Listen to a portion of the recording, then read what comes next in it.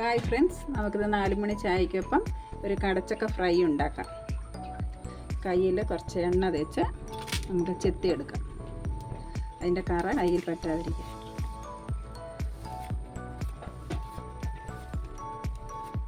ഉണ്ടാക്കാനായി നമുക്ക് കടച്ചക്ക തീർത്ത് നേർമയായിട്ട് അരിഞ്ഞെടുക്കാം. എത്ര കനം കുറയ്ക്കാവോ അത്രയും പെട്ടെന്ന് നമുക്കത് മൂത്ത് കിട്ടും.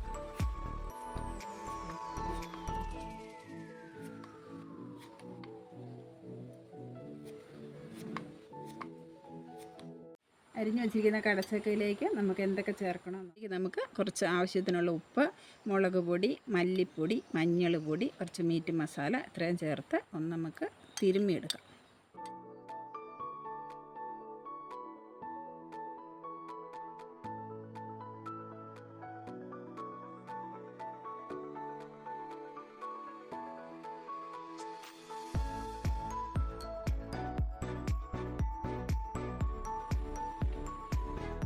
നമ്മൾ മസാലയൊക്കെ തേച്ച് പിടിപ്പിച്ചിരിക്കുന്ന ഈ കടച്ചക്ക ഒരു 10 മിനിറ്റ് റെസ്റ്റ് ചെയ്യാൻ വെക്കാം. ഇപ്പോൾ ഇത് തിരുമ്മി വെച്ചിട്ട് ഏകദേശം 10 മിനിറ്റ് ആയി. കുറച്ച് സമയം കൂടെ വെച്ചാൽ അത്രയും ടേസ്റ്റ് കൂടുണ്ട്. എല്ലാവർക്കും കഴിക്കാൻ ഭയങ്കര തിരക്കാണ്. അതുകൊണ്ട് നമുക്കിത് ചൂടായ എണ്ണയിലേക്ക് ഇട്ട് ഫ്രൈ ചെയ്തെടുക്കാം. നമുക്കൊരു പാൻ ചൂടാകാൻ വെച്ചിട്ടുണ്ടായിരുന്നു. അതിലേക്ക് കുറച്ച് വെളിച്ചെണ്ണ ഒഴിച്ച് കൊടുക്കാം.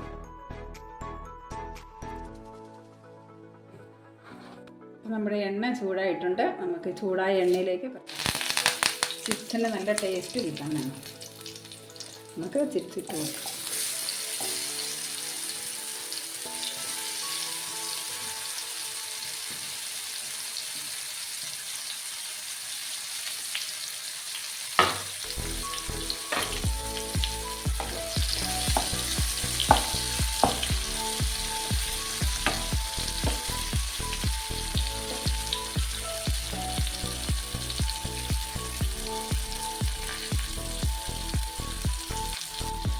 ഇതൊരു 2-3 മിനിറ്റ് നേരം വെച്ച് നല്ലപോലെ മൊരിഞ്ഞ് കഴിയുമ്പോൾ തിരിച്ച് മറിച്ച് വിട്ട് നല്ലപോലെ ഫ്രൈ ആവും.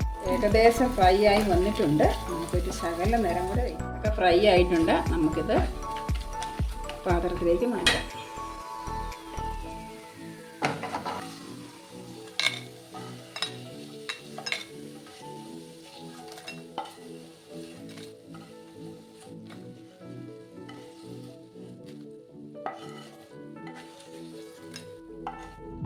അപ്പോൾ നമ്മുടെ കടച്ചക്ക ചിപ്സ് റെഡി ആയിട്ടുണ്ട്.